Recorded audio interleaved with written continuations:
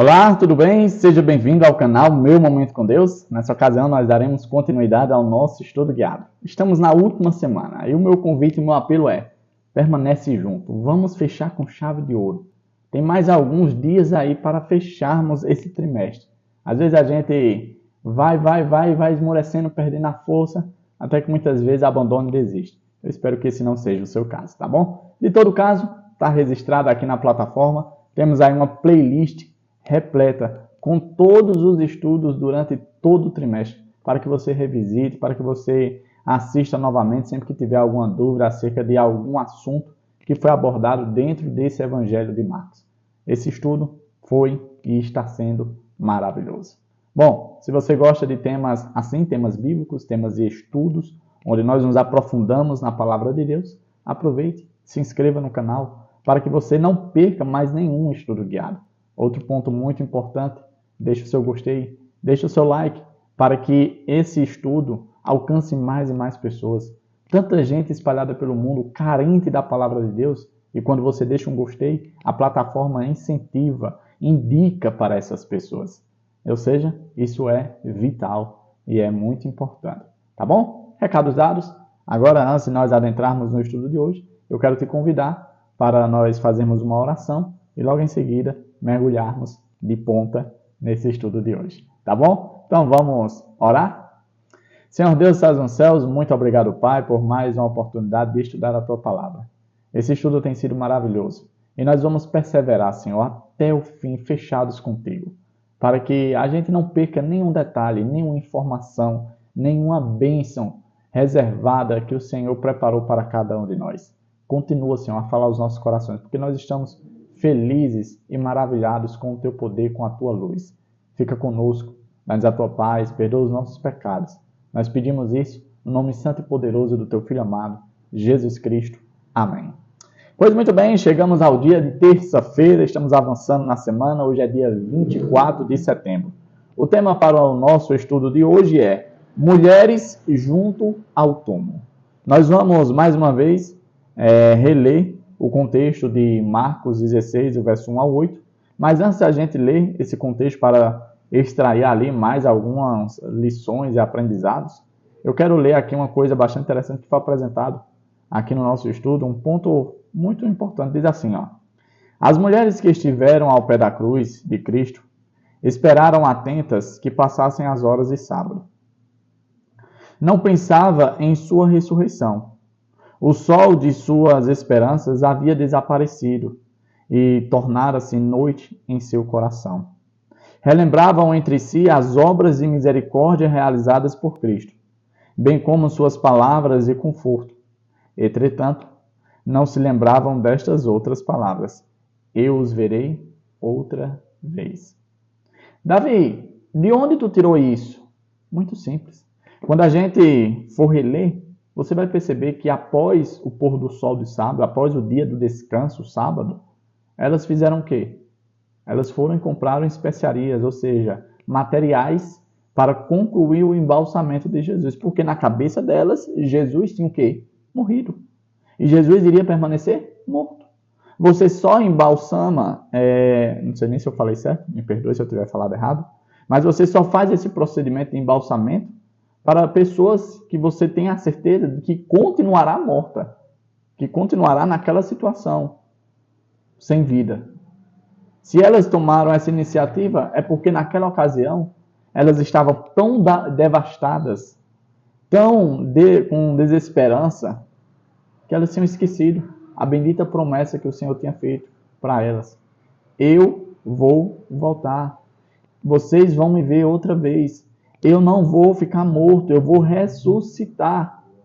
Infelizmente, elas não lembraram dessas palavras que faz total diferença na vida delas.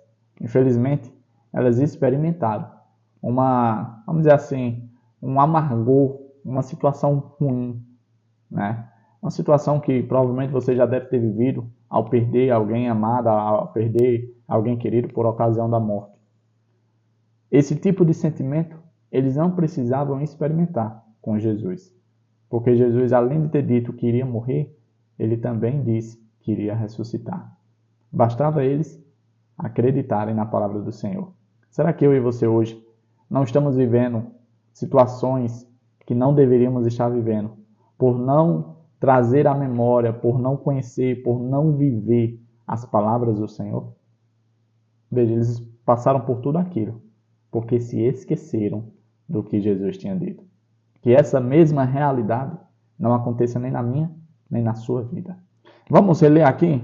Sempre que a gente lê o mesmo contexto várias vezes, a gente consegue trazer novas informações. E aí vamos voltar ao capítulo 16 de Marcos, verso 1 ao 8, que diz assim, ó. Quando terminou o sábado, Maria Madalena, Salomé e Maria, mãe de Tiago, compraram especiarias aromáticas para ungir o corpo de Jesus. No primeiro dia da semana, bem cedo, ao nascer do sol, elas se dirigiram ao sepulcro, perguntando umas às outras, quem removerá para nós a pedra da entrada do sepulcro? Mas quando foram verificar, viram que a pedra, que era muito grande, havia sido removida. Entrando no sepulcro, viram um jovem vestido de roupas brancas, assentado à direita, e ficaram amedrontadas. Não tenham medo, disse ele. Vocês estão procurando Jesus, o Nazareno, que foi crucificado. Ele ressuscitou. Não está aqui. Vejam o lugar onde o haviam posto. Vão e digam aos discípulos dele e a Pedro. Ele está indo adiante de vocês para a Galileia. Lá vocês o verão, como ele lhes disse. Tremendo e assustadas, as mulheres saíram e fugiram do sepulcro, e não disseram nada a ninguém, porque estavam amedrontadas. Vamos aos pontos que eu separei com base no estudo de hoje, que é o tema Mulheres junto ao túmulo. O primeiro ponto diz assim, ó, desde o início, o Evangelho de Marcos declara que Jesus é o Messias. Mas a primeira pessoa não endemoniada que proclamou que ele era o Messias foi Pedro. E quando foi que isso aconteceu? A gente percebe que foi na metade do Evangelho, lá no capítulo 8, verso 29. Ou seja, antes disso, tirando as pessoas que estavam possessas, endemoniadas, ninguém tinha declarado que Jesus era o Messias. Ninguém tinha pronunciado, ninguém tinha reconhecido que Jesus era o Filho de Deus enviado para esse mundo para resolver o maior problema de todos, que era o problema do pecado. Depois de muito tempo, até no contexto fala que Pedro, quando fala aquilo, foi porque foi impulsionado, inspirado por Deus para falar aquilo. Que não foi dele que veio aquilo. Um outro ponto. Em Marcos, Jesus dizia às pessoas que ficassem em silêncio sobre quem ele era ou sobre as curas que ele tinha feito. A gente vê vários exemplos. Né? Tem a cura da filha de Jairo, tem a cura do leproso, tem a cura do rapaz que era surdo e mudo. Né? Vários exemplos. Teve até o exemplo lá que Jesus fala com seus discípulos, olha, não falem nada acerca do que vocês testemunharam. Não diga nada. E a gente fica se questionando, por que Jesus adotou essa abordagem? Qual era o problema de ser promulgado, de ser espalhada a informação de que ele era o Messias? Olha esse outro ponto que eu destaquei aqui, que responde a esse questionamento. Sem dúvida, a principal razão pela qual Jesus fazia esse pedido era ter o tempo necessário para concluir seu ministério. Imagina o alvoroço que seria se fosse espalhado com tanta veemência que Jesus era o Messias. Se mesmo ele pedindo segredo, se mesmo ele suplicando para que não contassem para ninguém as coisas que tinham acontecido, os milagres, os sinais, já tomou aquela proporção, agora imagina se fosse, vamos dizer assim, solicitado, influenciado a divulgação. Com certeza, Satanás iria se aproveitar dessa circunstância.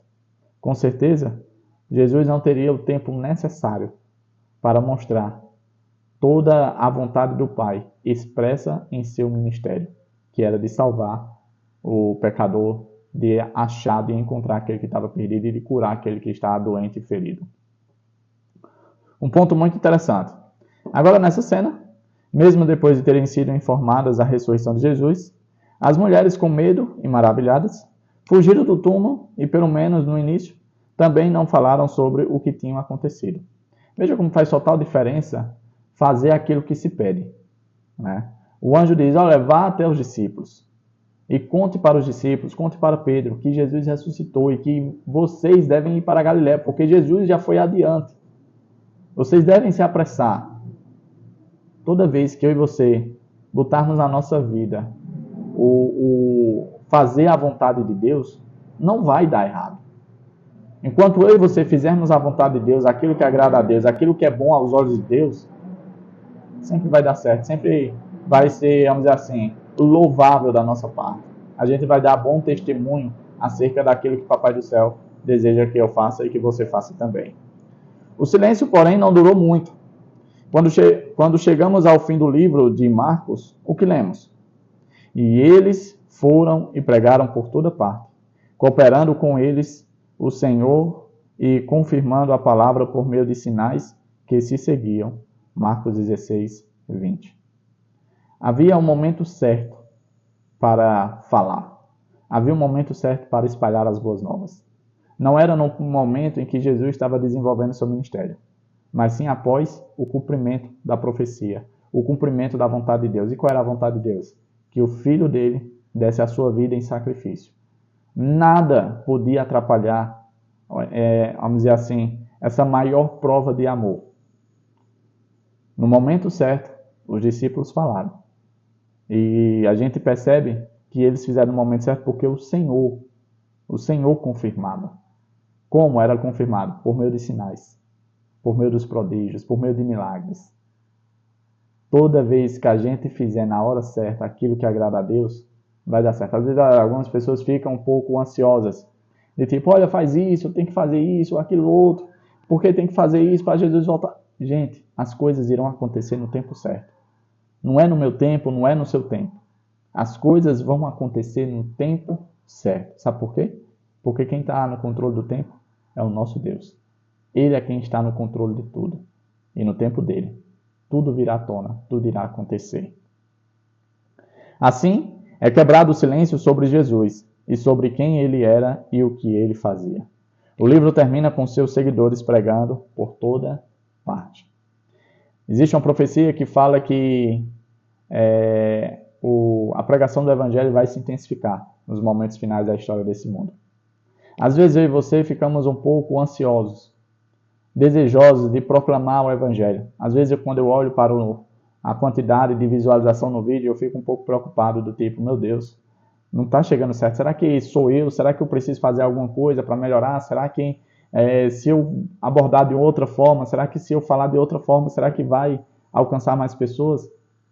Mas sabe o que me conforta? É que as coisas não dependem de mim.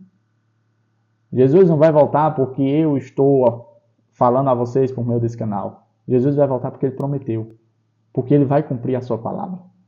As profecias vão se cumprir porque quem prometeu é fiel, é o que a palavra de Deus diz. Então, o que cabe a cada um de nós fazer é obedecer a palavra de Deus. Fazer aquilo que ele pede. É para falar? Vamos falar. É para ficar em silêncio? Vamos ficar em silêncio. É para lembrar as suas palavras e viver as suas palavras? Então vamos viver as suas palavras. Independente do que for pedido. Eu e você só é chamado para fazer alguma coisa. Obedecer. Vamos obedecer então aquilo que Deus pede de mim e de você. Chegamos a mais um fim de nosso estudo guiado. Hoje abordando o tema Mulheres junto ao túmulo. Pois é, mulheres que exerceram um papel magistral, né? Foram as mulheres que tomaram a iniciativa de ir até Jesus. E por meio delas foi dado o recado do que deveria ser feito para poder seguir o curso daquilo que era a vontade de Deus. É isso? Que o Papai do Céu te abençoe, te proteja de todo mal e que te faça retornar aqui amanhã para mais uma vez nós termos o nosso estudo guiado. Tá bom? Até a próxima e tchau, tchau.